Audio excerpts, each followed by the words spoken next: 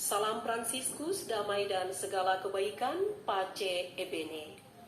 Bapak, Ibu, orang tua, peserta didik, dan anak-anak kami yang terkasih, Bapak, Ibu Guru. Selamat berjumpa kembali di dalam pendalaman iman bulan Kitab Suci minggu kedua.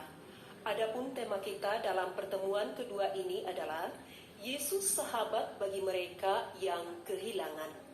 Kita akan dibantu dengan Injil Suci Yesus Kristus menurut Yohanes bab 11 ayat 1 sampai 45. Mari kita persiapkan kitab suci kita. Bapak, Ibu, dan anak-anak kami yang terkasih, sejak merebaknya pandemi COVID-19, ada banyak orang yang kehilangan orang tua, sanak saudara, sahabat, dan kenalan. Kematian orang terdekat menyebabkan mereka yang mengalaminya menjadi syok, terpukul, terluka. Luka ini menjadi semakin dalam dan pedih ketika mereka yang ditinggalkan tidak bisa menyentuh atau melihat orang yang terkasih dari dekat untuk terakhir kalinya karena protokol kesehatan. Menghadapi situasi dan pengalaman sedih karena kehilangan anggota keluarga, kita perlu merenungkan dan menimba kekuatan dari sosok Yesus Kristus sendiri yang tampil sebagai sahabat bagi orang-orang yang kehilangan. Tujuannya adalah agar kita semakin menyadari dan mengimani bahwa Yesus Kristus tidak akan pernah meninggalkan kita ketika kita sedih, kecewa, hampa, marah karena kehilangan sanak keluarga kita. Kisah kunjungan Yesus kepada Marta dan Maria menyadarkan kita bahwa Yesus bersimpati dengan orang yang mengalami kehilangan. Untuk itu, marilah kita berdoa dalam nama Bapa dan Putra dan Roh Kudus. Amin. Allah Bapa yang Maha Rahim, sumber penghiburan, Engkau mengutus putramu ke dunia untuk menemani kami dalam langkah dan perjuangan hidup kami. Ia menjadi sahabat bagi kami dikala kami kehilangan. Kami mohon, bimbinglah kami dengan Roh Kudus-Mu di dalam perenungan dan pertemuan ini, agar kami dapat memahami sabda-Mu, sehingga kami mampu meneladani sikap dan tindakan Yesus Kristus Putra-Mu sendiri, yang bersimpati dengan sahabat-sahabatnya yang kehilangan, demi Kristus Tuhan dan pengantara kami. Amin. Inilah Injil suci menurut Yohanes. Dimuliakanlah Tuhan. Ada seorang yang sedang sakit, namanya Lazarus. Ia tinggal di Betania, kampung Maria dan adiknya Marta. Maria ialah perempuan yang pernah meminyaki kaki Tuhan dengan minyak mur dan menyekanya dengan rambutnya. Dan Lazarus yang sakit itu adalah saudaranya. Kedua perempuan itu mengirim kabar kepada Yesus, "Tuhan, dia yang Engkau kasihi sakit." Ketika Yesus mendengar kabar itu, ia berkata, Penyakit itu tidak akan membawa kematian, tapi akan menyatakan kemuliaan Allah, sebab oleh penyakit itu anak Allah akan dimuliakan. Yesus memang mengasihi Marta dan kakaknya dan Lazarus. Namun setelah didengarnya bahwa Lazarus sakit, ia sengaja tinggal 2 hari lagi di tempat di mana ia berada. Tetapi sesudah itu, ia berkata kepada murid-muridnya, Mari kita kembali lagi ke Yudea. Murid-murid itu berkata kepadanya, Rabi, baru-baru ini orang-orang Yahudi mencoba melempari engkau. Masih maukah engkau kembali ke sana? Jawab Yesus, Bukankah ada 12 jam dalam satu hari? Siapa yang berjalan pada siang hari, kakinya tidak terantuk, karena ia melihat terang dunia ini. Tetapi jikalau seorang berjalan pada malam hari, kakinya terantuk karena terang tidak ada di dalam dirinya. demikianlah perkataannya. Dan sesudah itu ia berkata kepada mereka, Lazarus, saudara kita telah tertidur, tetapi aku pergi ke sana untuk membangunkan dia dari tidurnya." Maka kata murid-murid itu kepadanya, "Tuhan, jikalau ia tertidur, ia akan sembuh." tetapi maksud Yesus ialah tertidur dalam arti mati. Sedangkan sangka mereka Yesus berkata tentang tidur dalam arti biasa. Karena itu, Yesus berkata dengan terus terang, "Lazarus sudah mati. Tetapi syukurlah aku tidak hadir pada waktu itu, sebab demikian lebih baik bagimu, supaya kamu dapat belajar percaya. Marilah kita pergi sekarang kepadanya." Lalu Thomas, yang disebut Didimus, berkata kepada teman-temannya, yaitu murid-murid yang lain, "Marilah kita pergi juga untuk mati bersama-sama dengan dia." Maka ketika Yesus telah tiba, didapatinya Lazarus telah 4 hari berbaring di dalam kubur. Betania terletak di dekat Yerusalem, kira-kira 2 mil jauhnya. Di situ banyak orang Yahudi telah datang kepada Marta dan Maria untuk menghibur mereka berhubung dengan kematian saudaranya. Ketika Marta mendengar bahwa Yesus datang, ia pergi mendapatkannya. Tetapi Maria tinggal di rumah. Maka kata Marta kepada Yesus, "Tuhan, sekiranya Engkau ada di sini, saudaraku pasti tidak akan mati. Tetapi sekarang pun aku tahu bahwa Allah akan memberikannya kepadamu segala sesuatu yang engkau minta kepadanya." Kata Yesus kepada Marta. "Saudaramu akan bangkit." Kata Marta kepadanya, "Aku tahu bahwa ia bangkit pada waktu zaman orang-orang bangkit pada akhir zaman." Jawab Yesus, "Akulah kebangkitan dan hidup. Barang siapa percaya kepadaku, ia akan hidup walaupun ia sudah mati. Dan setiap orang yang hidup dan yang percaya kepadaku tidak akan mati selama-lamanya. Percayakah engkau akan hal ini?" Jawab Marta, "Ya Tuhan, aku percaya bahwa Engkaulah Mesias, Anak Allah, Dia yang akan datang ke dalam dunia." Dan sesudah berkata demikian, ia pergi memanggil saudaranya Maria dan berbisik kepadanya, "Guru ada di sana, dan ia memanggil engkau." Mendengar itu, Maria segera bangkit, lalu pergi mendapatkan Yesus. Tetapi waktu itu Yesus belum sampai ke dalam kampung itu. Ia masih berada di tempat Maria menjumpai dia. Ketika orang-orang Yahudi yang bersama-sama dengan Maria di rumah itu untuk menghiburnya, melihat bahwa Maria segera bangkit dan pergi keluar, mereka mengikutinya karena mereka menyangka bahwa ia pergi ke kubur untuk meratap di situ. Setibanya Maria di tempat Yesus berada dan melihat dia, tersungkurlah ia di depan kakinya dan berkata kepadanya, "Tuhan, sekiranya Engkau ada di sini, saudaraku pasti tidak mati."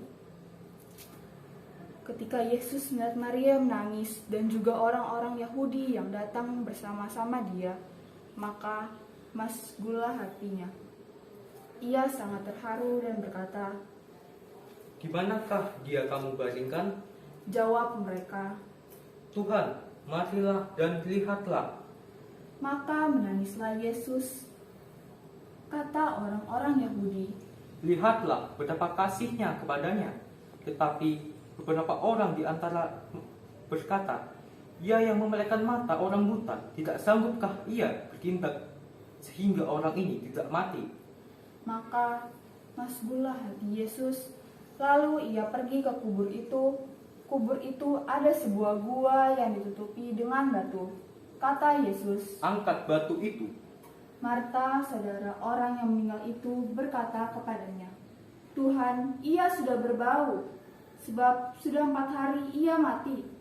Jawab Yesus, "Bukankah sudah kukatakan kepadamu, jikalau engkau percaya, engkau akan melihat kemuliaan Allah. Maka mereka mengangkat batu itu. Lalu Yesus menghadap ke atas dan berkata, Bapa, aku mengucap syukur kepadamu karena engkau telah mendengarkan aku. Aku tahu bahwa engkau selalu mendengarkan aku. Tapi oleh karena orang banyak yang berdiri di sini mengelilingi aku mengatakannya supaya mereka percaya bahwa engkaulah yang telah mengutus aku. dan sesudah berkata demikian, berserulah ia dengan suara keras. Lazarus, marilah keluar. Orang yang telah mati itu datang keluar. Kaki dan tangannya masih terikat dengan kain kafan, dan mukanya tertutup dengan kain peluh. Kata Yesus kepada mereka, Bukalah kain-kain itu dan biarkanlah ia pergi. banyak di antara orang-orang Yahudi yang datang melawat Maria dan yang menyaksikan sendiri apa yang telah dibuat Yesus percaya kepadanya. Demikianlah sabda Tuhan. Terpujilah Kristus. Jikalau hatimu dalam duka karena saudara berpulang, ingatlah Tuhanmu yang setia, Dia selalu menemanimu. Allah mengasihi sumber harapan, tempat curahan suka duka. Allah perkasa jadi lindungan, dalam Dia amanlah kita. Di atas dunia tiada daya, satu pun takkan kuasa memisahkan kita dari Tuhan, karena kasih-Nya yang menyatukan. Jikalau Tuhan bersama kita, duka cita berganti tawa, cinta kasih-Nya tetap bernyala, kuasa gelap hilang dan musnah. Bersukacitalah, hai jiwaku, telah bangkit penebusmu. Hitam dosa sudah dihapusnya, maut pun sudah dikalahkannya. Bunyikan gendang, tiup sulingmu, lambungkan puji dengan lagu. Sudah terbuka gerbang dan pintu, Tuhan di sana menunggumu. Orang tua yang terkasih, anak-anak sekalian, suster dan bapak ibu guru, kisah tentang Lazarus yang dibangkitkan tidak hanya berbicara tentang mujizat yang dikerjakan Yesus. Kisah ini juga menekankan bahwa Yesus adalah sosok yang peduli dan berbelas kasih terhadap para sahabat yang mengasihi dan dikasihinya. Keluarga Betania yang terdiri dari Lazarus, Marta, dan Maria merupakan salah satu keluarga yang dikasihi Yesus. Kedekatan Yesus dengan keluarga Betania membuat mereka saling memiliki dan saling memahami. Yesus memahami kesedihan Marta dan Maria akibat kematian Lazarus. Tidak ada manusia di dunia ini yang siap menghadapi kehilangan orang yang terkasih. Kematian adalah peristiwa gelap dalam hidup manusia. Kita diputuskan secara fisik dengan orang yang kita kasihi. Kerap kali relasi batin yang terjalin memang tidak terputus, tetapi tetap saja kematian membawa kepedihan yang mendalam. Kehadiran Yesus di tengah kehilangan yang dirasakan oleh Marta dan Maria membawa penghiburan tersendiri. Yesus hadir bagaikan cahaya dalam kegelapan. Inilah misi kedatangan Yesus di dunia ini yang secara jelas dinyatakan dalam Injil Yohanes. Dalam Dia ada hidup, dan hidup itu adalah terang manusia. Terang itu bercahaya di dalam kegelapan, dan kegelapan itu tidak menguasainya. Injil suci Yesus Kristus menurut Yohanes bab pertama ayat 4 hingga yang kelima. Sebagai manusia, kita pasti berhadapan dengan pengalaman seperti yang dialami oleh keluarga Betania. Namun, perasaan sedih dan kehilangan yang kita rasakan tidak boleh menghanyutkan kita dan menghilangkan kesadaran kita bahwa Allah mencintai manusia. Allah yang mencintai manusia itu nyata dalam diri Yesus Kristus. Ia tidak pernah meninggalkan kita di saat kita mengalami kehilangan. Yesus hadir untuk membangkitkan dan menghidupkan. Ia tidak hanya membangkitkan dan menghidupkan hal-hal yang bersifat fisik atau lahiriah, tetapi membangkitkan dan menghidupkan juga batin kita. Kasih yang Yesus lakukan bukan hanya untuk menyangkut perasaan, melainkan juga tindakan. Ia menyadarkan kita bahwa tindakan yang kita lakukan, yakni dengan menghibur dan hadir menemani mereka yang kehilangan, pasti mengembalikan kekuatan mereka untuk bangkit lagi. Yesus memberikan peneguhan bahwa kehilangan yang kita rasakan tidak boleh menghilangkan kesadaran kita bahwa Allah selalu hadir dalam kehidupan kita.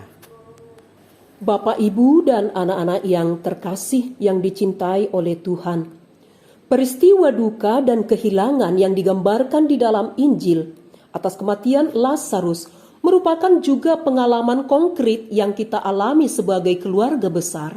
Sekian orang dari keluarga kita beralih ke tanah air surgawi di dalam beberapa waktu ini.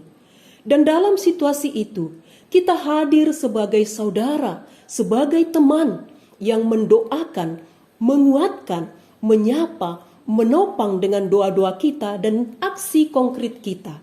Misalnya di dalam keluarga besar kita melakukan sebagai aksi kasih untuk sesama kita. Kiranya ini menjadi suatu gerakan, aksi yang konkret yang dapat kita lakukan. Kita hadir bagi sesama kita yang berduka untuk meneguhkan dan menemani mereka. Sebagaimana yang dilakukan Yesus kepada Lazarus, Marta, dan Maria. Bapak, Ibu, dan anak-anak yang terkasih, kita menjadi sesama bagi saudara kita. Dan pada saat ini, itu sesuatu yang konkret kita alami. Namun di dalamnya, kita tetap perlu teguh di dalam iman dan kepercayaan akan kasih Tuhan kita, Yesus Kristus, yang menghidupkan dan membangkitkan. Ibu, saudara-saudari yang terkasih, dan anak-anakku yang dicintai Tuhan, pada kesempatan ini, kita mendengarkan sharing dari teman kita yang pernah mengalami kehilangan anggota keluarga. Anakku Helena, bagaimana perasaan Helena ketika kehilangan anggota keluarga teristimewa ya, ayah kandung dalam beberapa waktu kemarin. Perasaan apa yang kamu alami pada saat itu? Terima kasih suster. Tentu saja perasaan pertama yang saya dan keluarga saya rasakan adalah perasaan sedih. Sedih, marah, kecewa, takut, bingung, semuanya bercampur menjadi satu.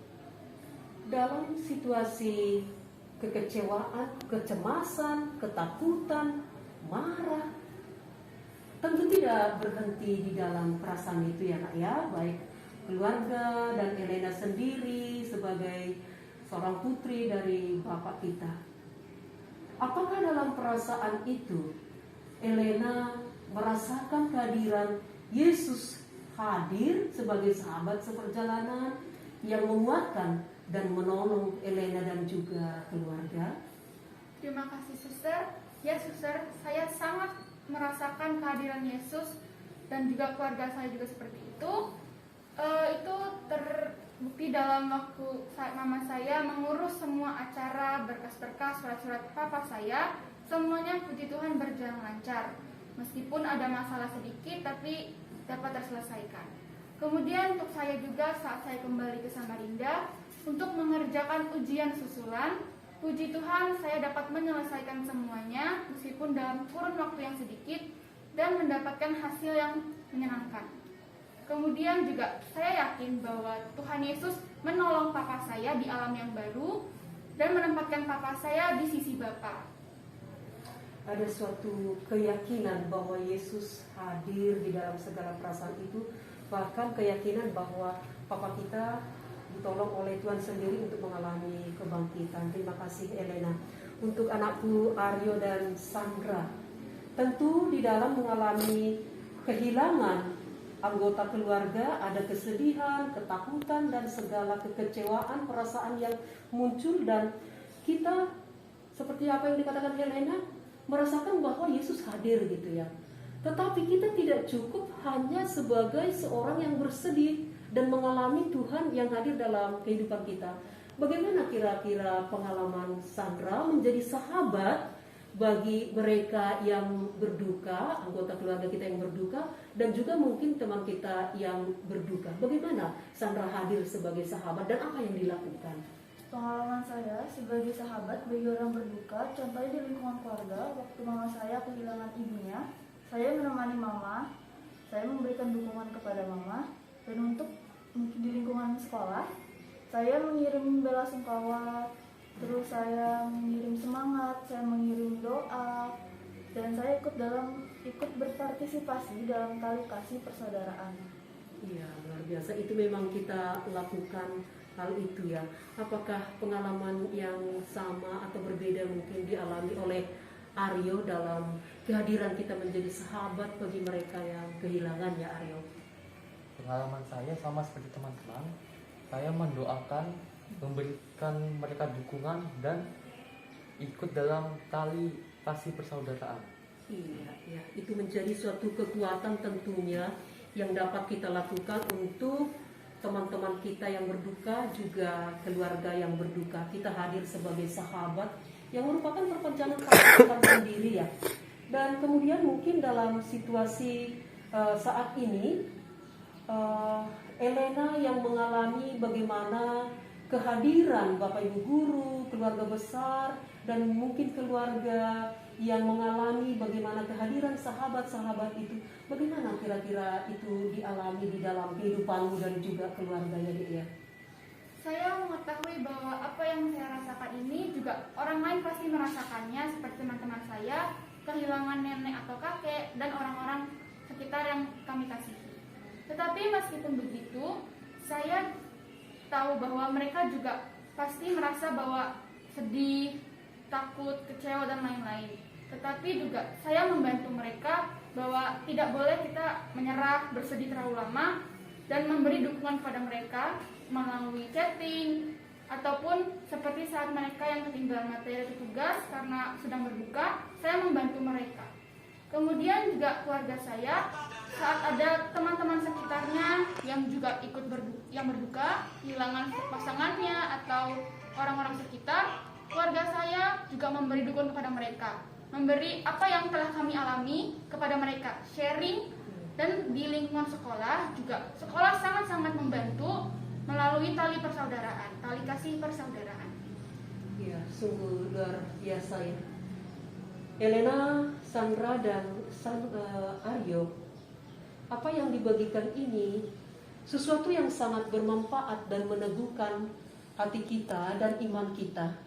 Apa yang dibagikan oleh teman-teman ini mengalami duka, kehilangan, ada kesedihan, kecemasan, amarah, tetapi merasakan Yesus hadir di situ.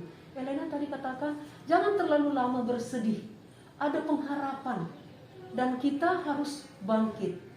Dan ini memang menjadi pengalaman kita bersama, siapapun kita, Bapak Ibu dan anak-anak kami yang ada di rumah. Tentu merasakan kehilangan itu duka yang mendalam. Tetapi apa yang dibagikan oleh teman-teman kita tadi, semoga sungguh menguatkan kita di dalam iman pengharapan bahwa Yesus menjadi sahabat seperjalanan kita, hadir menemani kita yang kehilangan, dan yakin seperti yang dikatakan teman kita, bahwa yakin bahwa ayahnya diberikan tempat abadi di dalam kerajaan surga. Terima kasih anakku Aryo, Sandra, dan Elena, dan teman-teman lain yang ada di rumah. Tentu pengalaman ini adalah pengalaman kita. Semoga sharing dari teman-teman kita ini sungguh bermanfaat untuk kita semua. Allah Bapa yang Maha Kuasa, saat ini kami akan menyampaikan doa-doa permohonan gerejamu, permohonan umatmu kepadamu. Sudilah engkau mendengarkan permohonan-permohonan umatmu ini. Bagi Gereja Katolik yang kudus, ya Bapa, semoga kehadiran gerejamu di dunia ini menjadi tanda kehadiranmu sendiri untuk seluruh umatmu yang berziarah di dunia ini. Marilah kita mohon, Kabulkanlah doa kami ya Tuhan. Bagi keluarga yang kehilangan anggota keluarga, khususnya keluarga besar SMP Katolik Santo Fransiskus Assisi, ya Bapa, Engkaulah sahabat bagi mereka yang mengalami kehilangan anggota keluarga. Semoga mereka beristirahat dalam damai abadi, dan seluruh keluarga Engkau anugerahkan rahmat keteguhan iman. Marilah kita mohon, Kabulkanlah doa kami ya Tuhan. Bagi kita, keluarga besar SMP Katolik Santo Fransiskus Assisi, ya Bapa, semoga kami sebagai pendidik, orang tua, peserta didik menjadi sahabat bagi saudara yang lain, khususnya mereka yang kehilangan. Marilah kita mohon, Kabulkanlah doa kami ya Tuhan. Allah Bapa kami, sahabat seperjalanan bagi yang kehilangan. Inilah doa-doa permohonan kami yang kami sampaikan kepadamu. Engkau senantiasa mencintai dan merangkul kami. Seluruh doa kami ini kami persatukan dengan doa yang diajarkan Kristus kepada kami. Bapa kami yang ada di surga, dimuliakanlah namamu, datanglah kerajaanmu, jadilah kehendakmu di atas bumi seperti di dalam surga. Berilah kami rejeki pada hari ini, dan ampunilah kesalahan kami, seperti kami pun mengampuni yang bersalah kepada kami. Dan janganlah masukkan kami ke dalam pencobaan, tetapi bebaskanlah kami dari yang jahat. Amin. Bapak, Ibu, dan anak-anak kami yang terkasih, terima kasih di dalam kebersamaan kita lewat pendalaman iman bulan Kitab Suci Nasional minggu kedua ini. Terima kasih untuk segala keterlibatan kita. Semoga satu minggu ke depan kita dapat melakukan aksi konkret di dalam kehidupan kita. Misalnya menyapa teman-teman kita yang mungkin jarang kita sapa, mendoakan mereka yang berduka, atau mereka yang mengalami kesulitan-kesulitan di dalam kehidupan mereka. Bapak, Ibu, dan anak-anakku yang terkasih, marilah kita memohonkan rahmat kekuatan dari Tuhan agar kita dapat melakukan niat-niat baik kita. Marilah berdoa. Allah Bapa kami, terima kasih atas teladan-Mu yang sungguh nyata dalam diri Yesus Kristus Putra-Mu. Bantulah kami agar mampu menjadi sahabat bagi sesama dengan datang mengunjungi, menemani, dan menghibur sahabat-sahabat kami yang kehilangan keluarga yang terkasih, seperti yang diteladankan oleh Yesus Kristus Putra-Mu. Kami berdoa bagi orang tua kami, peserta didik kami, dan seluruh kehendak baik kami. Semoga Engkau anugerahkan berkat-Mu dan rahmat kesehatan Engkau limpahkan kepada kami. Sebab Engkaulah Tuhan dan Juru Selamat kami, kini dan sepanjang segala masa. Amin. Dalam nama Bapa dan Putra dan Roh Kudus. Amin. Bapak, Ibu, dan anak-anak yang terkasih, demikian pendalaman iman kita untuk minggu ini. Terima kasih. Salam Fransiskus, Pace Ebene.